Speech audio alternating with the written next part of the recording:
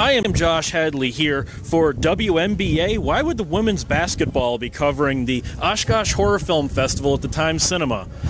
I'm unaware of this, but I'm Josh Hadley of 1201 Beyond, and with me, come here, wage slave. There's one of the wage slaves here. What is this place, and why should people care? Well, this is the Time Theater, and it's very historic, and this is our second year. That's enough of you. All right, we're going to go inside and watch some cool horror films. Join us. Hi, I'd like to know about the Time Theater. Okay.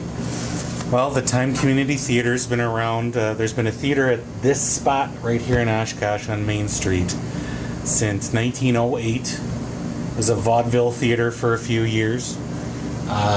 Some of the first movies that got shown in Oshkosh got shown here, although I don't think the first. We used to think it was the first. But there's been movies shown here since around 1911. Was a Marcus movie theater for a long, long time. Yeah, well, nobody can be perfect. Right. But they stopped showing movies here in, I think it was 1992. The folks that own the whole block bought the building. And everyone in town said, oh, well, the contract says you can never show a movie there again. Well, clearly we're showing movies here. That didn't turn out to be strictly true. In the early 2000s, someone wanted to buy the building, renovate it, and turn it into a bar. The folks who owned it didn't want to sell it. That's the Staples. They own Kits and File, the Kits and File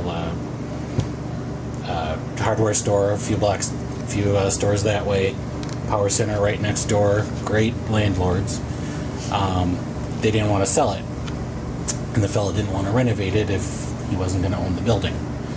Somehow that came into a community-based nonprofit came into existence around the idea of having events here again.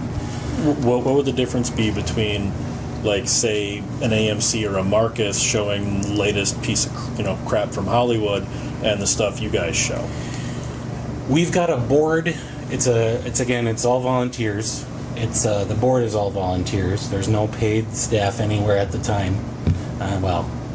Some of our electrical stuff, we have paid folks come in to do that, but everything else is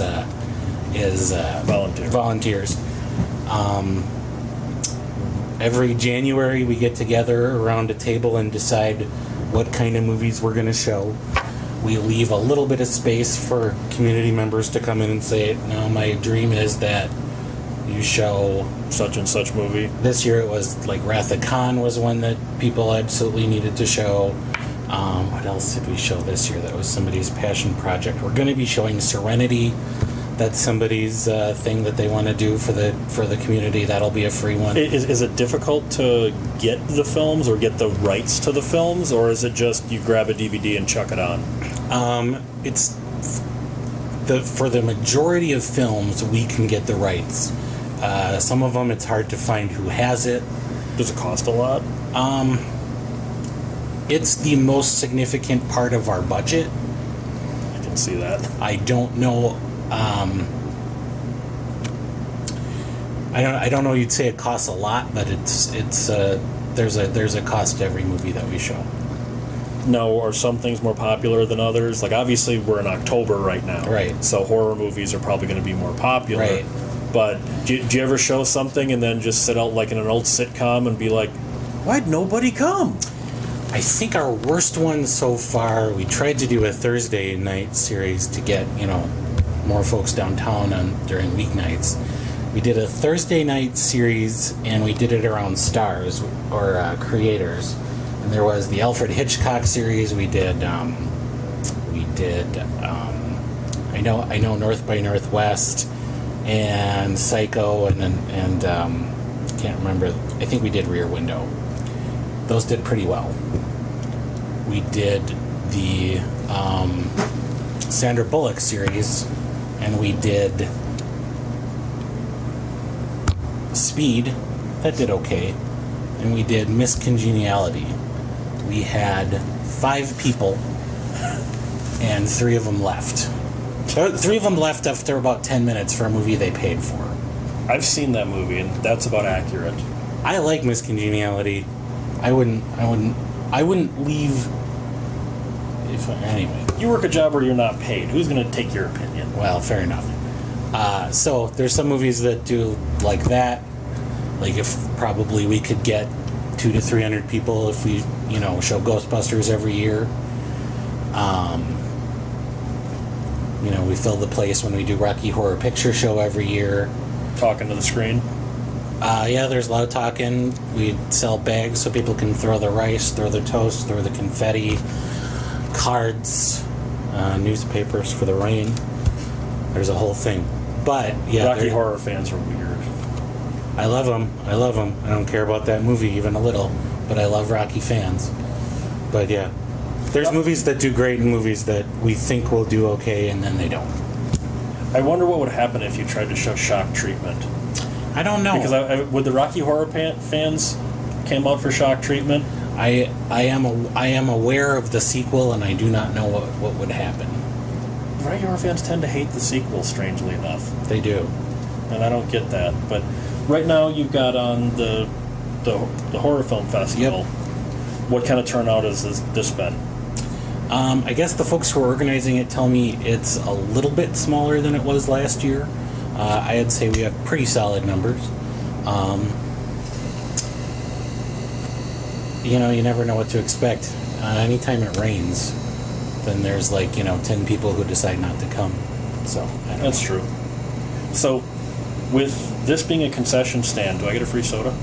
Sure. If you stay around to sweep up after, you get as much soda as you can drink. I'm here with of the Oshkosh Horror Film Festival. That's Mark Krawczyk. Yeah, I'm not going to remember that. Okay, well, that's fine. So, why the Oshkosh Horror Film Festival? Why horror films? Talk. You need to fill time because I'm not good at this, so just talk. Well, I got introduced... All right, that's enough out of you. Just kidding. Go ahead. Well, you see, I got introduced to Indie Horror Film Fest from a friend of mine who told me about the original Oshkosh Horror Film Festival run by Mr. John Pata, who did Dead Weight. And I fell in love with it. So I came back every year when he held the fest, and then they took a small break, and then the new Horror Fest started up. And I fell in love with indie horror and micro-budget films because we get the big budget stuff, and it seems like the budgets are blowing up in Hollywood all the time with really expensive films, and they're not that good. Whereas you get films like this where they've got to choose on whether or not they do CGI or whether or not they're going to feed the crew. And that's what I love about it, because they'll feed the crew. And so they might cut back on something, but if there's a good story and you got people who are passionate, it doesn't matter the budget, you still get good films. And that's what I love about it. Well, like one of the ones we saw tonight was like Bride of Frankie, which had a very 1930s Universal vibe to it. And honestly, I kind of knew Shelley and Frankie were going to end up together. It was pretty telegraphed, but it really did feel like an old 1930s movie, although digital. And I think that's what you're talking about, right? Yeah, that's just what I'm talking about is you look at Bride of Frankie, and what they did with such a little budget is fantastic. The makeup and everything. People got, their budget was low. So they're having people who love doing what they're doing more so than doing it for the money. And that's what happens with a lot of these indie films. But Bride of Frankie was fantastic. Production, everything about it. I thought Bride of Frankie was great. And when you talk about independent film, admit it, a lot of crap probably came through this that did not wind up. We got a stampede here. Well, everybody, with a smartphone on up. Don't even acknowledge the stampede, huh? Yeah, don't. The stampede's fine. They can, whatever. They're going to the bathroom. I don't want to stand in their way because you don't want to stand in a lady's way when she's on her way to the bathroom. Focus. Let's go. You started me thinking about women in the bathroom. Look at that. Anyway. All right, Harvey Weinstein. Yeah, there you go. Oh, no, where was I? You forgot now. Finishing Bride of Frankie. Thank you. Finishing. We were talking about crap.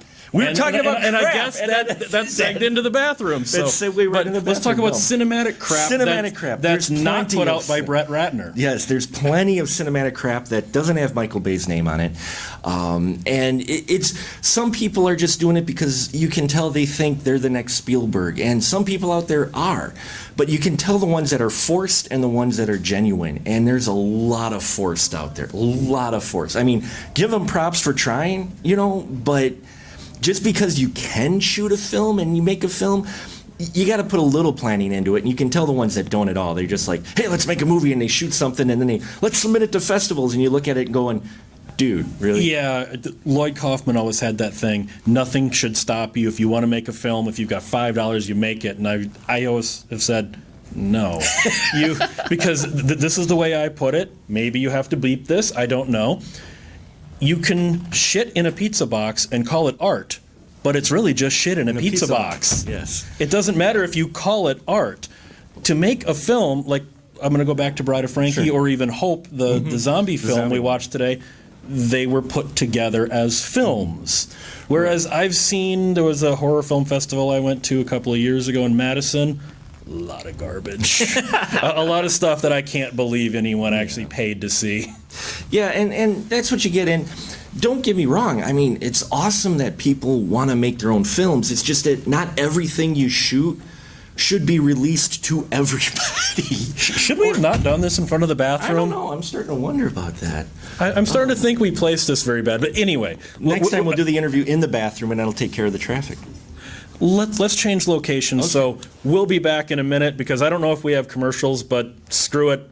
I'm winging this whole thing, and so is blah, blah, blah, blah, blah, blah. Yeah, that's Mark Krawczyk. Blah, blah, blah, blah, that's what I said. Okay. All right, we decided that we'd move because doing this in front of the bathroom was probably not the wisest idea, but that's what you get when you involve me, Josh Hadley, because I'm kind of a big deal around here, You are. Actually, no, I'm not. No? I've heard you are, though. I'm sometimes, yeah. Well, then tell them. Okay, well, I've been doing this coverage a number of years, and been actually on YouTube for over 11 years now with my own YouTube channel. Move it along, come on. Doing covering independent films a lot on my channel, as well as a podcast. And I got involved with actually the Bordello of Horror a number of years ago through the Indie Film Fest. I saw an indie film here, met one of the filmmakers. One of his shows was showing on the Bordello of Horror that Freak Show Peterson was showing. Got to know Freak Show, and next thing I know, my reviews are showing up on TV in Madison. And I'm like, what the hell happened? Rich is great, Freak Show, and so you are kind of a big guy then. I guess I don't give it much thought because I'm usually doing so much stuff. People don't realize how much it takes to maintain my website, specialmarkproductions.com. I do it all myself, and so it doesn't get as updated as much as possible. But my goal is to try to get exposure, especially for indie horror film out there, because people crap on it because they can't get past sometimes the lower production. But I think if people just look just below the surface, you can see some really great films out there. You can also see a lot of crap, as we were talking about and we before. were talking about crap. There is a lot. Don't get me wrong. Not all indie is gold either. So you're not one of those reviewers that independent is great and Michael Bay is just automatically bad. No, Michael Bay's not automatically bad. Because just recent years, he's The Island was great. The Island and was so great. was The Rock. Bad Boys and The Rock. No, Bad Boys 2. Bad Boys 2. Bad Boys 2 was amazing. Yes. That's true. So Bay's work isn't all crap. No, when I'm not. When he doesn't have giant robots with dangly balls fighting each other, he's not bad. No, he's not. Pain and Gain was good. Pain and Gain was good as well. Unlike a Brett Ratner or an Eli Roth, who are just complete hacks. You know what? I'm actually glad Eli Roth is making the Death Wish remake because now he can screw up in another genre that he hasn't previously done. He can completely fuck another genre up. So that's all good then for him. He seems to have that reputation. So now he just needs to make a sci-fi film and he can screw up in that genre too. And then he covers almost the whole genre gambit. Yeah, exactly. Yeah, no, I'm not one of those where the thing is though, I'll hold Hollywood to a little bit bigger standard because they have a bigger budget. So if I go to a film that's got $100 million budget, and I see that this film has a weak story and just been late. It feels lazy. Oh, so and you just saw Flatliners then? Yeah, I did actually. God, Yeah. that movie- oh my God, I did a rant review on Flatliners. Screw that movie. You know what? It literally has no reason to exist. It's no reason to exist. The 1991 was perfect. And not only that, but they even tried to modernize it by going, oh, well, maybe it's not just the sins that are haunting us. Maybe it's some demon feeding off of our sins. I'm like, you had to put that in there. You had to put that in Well, there. they have Kiefer Sutherland playing not the same character, but in a callback because Freaking cameos. Oh, sorry. That movie got my dander up. Much like Vacation, but that's another story. you know what? I actually think a friendship is blooming here because I think we can talk about bad movies because I'm a pretty caustic film critic. I used to work for Fangoria, worked for Hustler, worked for Rue Morgue, and I hate everything. That's basically what it comes down to is I hate everything. The internet would love you then. The internet hates me. Ironically enough, I hate everything and they hate me back. Wow. It's a weird symbiotic relationship. That is weird because usually people love when people hate something. You know, I usually get a lot of beef because I like a lot of movies that people hate, and that's just me because I speak from my heart first. And Roger then I look Corman's at it. Galaxy of Terror is one of the greatest movies ever made. Absolutely. And I fully agree that it's... And yet, I hated Guardians of the Galaxy Volume 2. Wow, really? See, I loved them both. I think James Gunn is a cinematic hack, almost on the level of a Brett Ratner. Wow. But at least that's a bold statement. And both of them come from Troma. Yeah, so that's true. Isn't that strange? That is true. Anyway, we're just rambling on. We're just rambling now.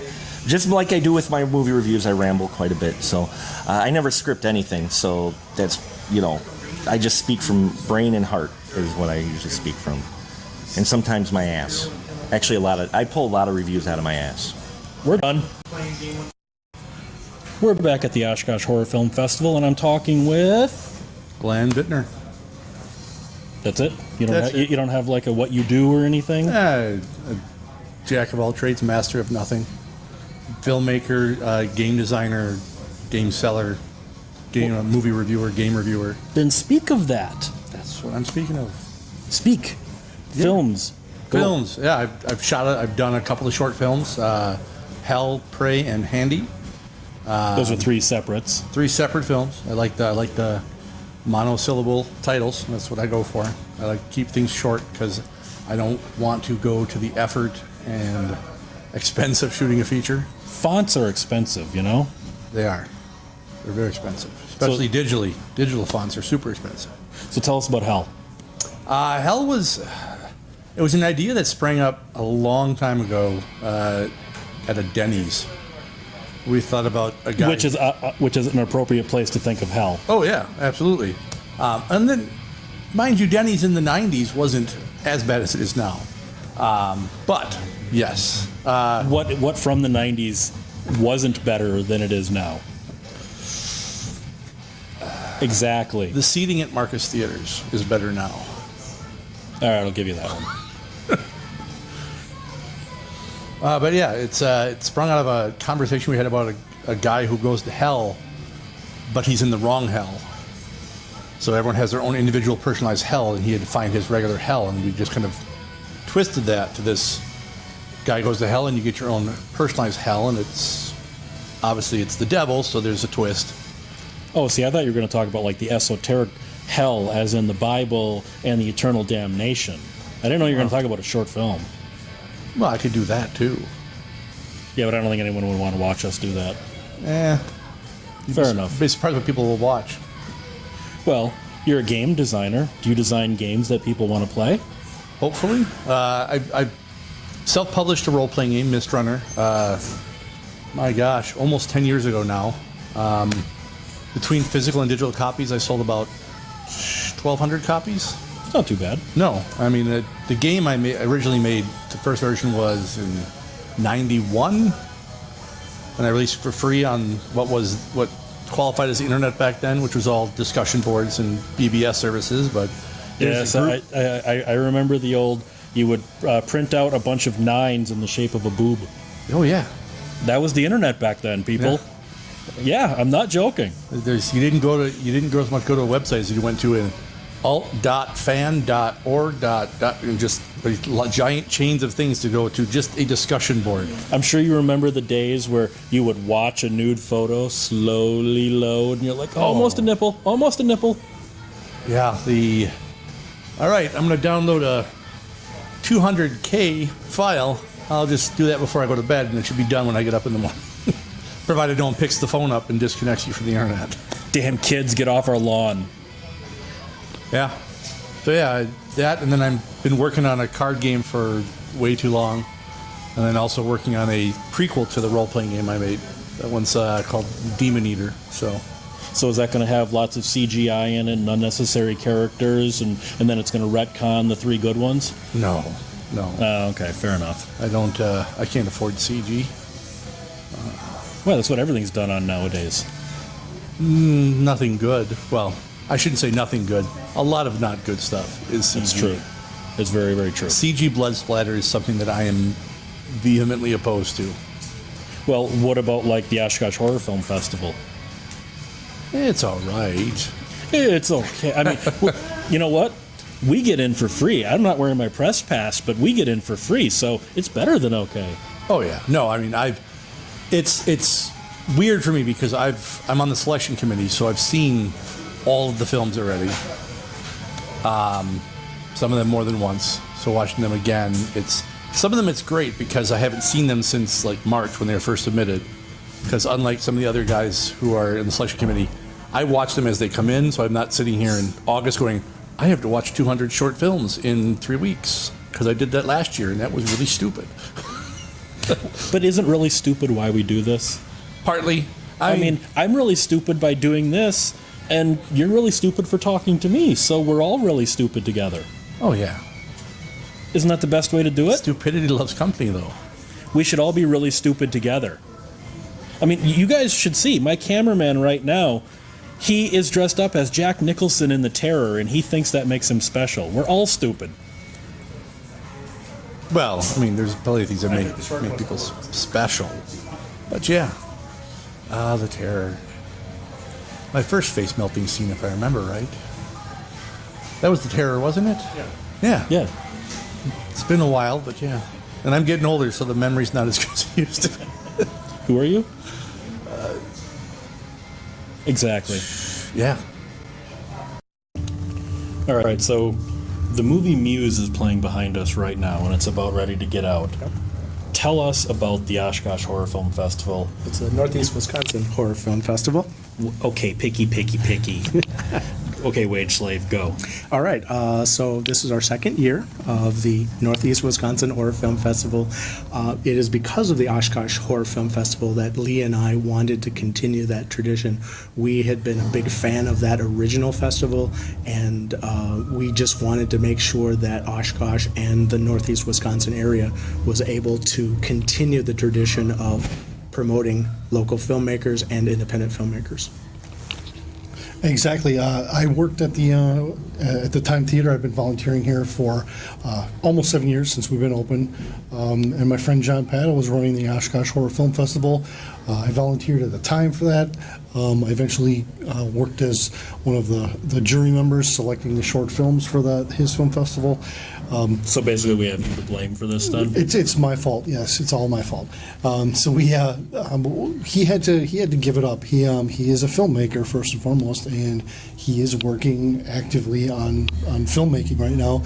Didn't have time because this has a toll on your life basically, as Paul can surely attest. You look like you've led a hard life, a hard film life. No, no. It's actually a very. I was actually surprised at how much is involved in putting together a festival. I've run gaming conventions before, and the film festival is an entirely different animal. You have to go out and you have to get submissions. You have to get then after the submissions and after you get all the judges lined up to vote, then you get them. Then you have to contact the filmmakers and get the films themselves so that they're ready for the venue in time for presentation. Seems like there's a lot to go into something like this, which doesn't seem to get as much traction as it used to. I mean, have you seen that, like when these things would go on in the 90s, it would be bigger? Do you think the internet's kind of taken some of that away? Because a lot of the films you can just find on YouTube also. I think that's exactly it. I mean, I'm sure that some of these films are on YouTube now, which is great. It's exposure for the filmmakers, especially these short films. A lot of them are available online for free. People like to watch movies on their phone, for God's sake. I'm one of those people. I prefer to watch a movie in a theater with a bucket of popcorn, sitting. I don't want to sit back on my couch and watch a movie. I want to sit in a theater. To me, that's an experience. A festival like this, I think they're kind of a dying breed, but if we can pump some life back into it, give it some CPR, I'm all for it. Well, not to make too much of a horror analogy, but it's like a beast rising from the dead. Exactly, and I'm all about zombie movies, so bring it. Fine. Zombie reference. I had to go there. All right, stop there. Cut there. That was the new horror film festival. I'm Josh Hadley from 1201 Beyond and whatever TV station has the audacity to put this on the air. I'm done. Goodbye.